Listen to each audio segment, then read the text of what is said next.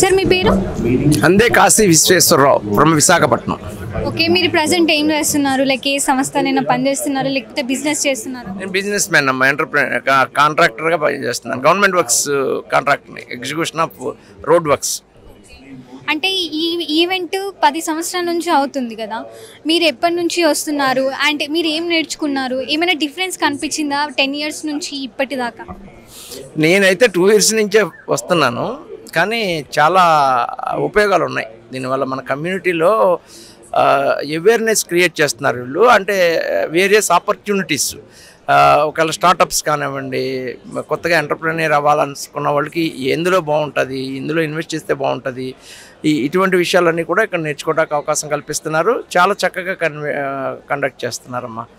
ఈ association committee అందరూ కూడా నిజంగా వాళ్ళందరికీ థ్యాంక్స్ చెప్పాలి. కేఎన్ కుమార్ గారు అనేవ్వండి, అందరూ వాటెవర్ అందరికీ. ఈ సమ్మేళనంలో మీరేం నేర్చుకున్నారు?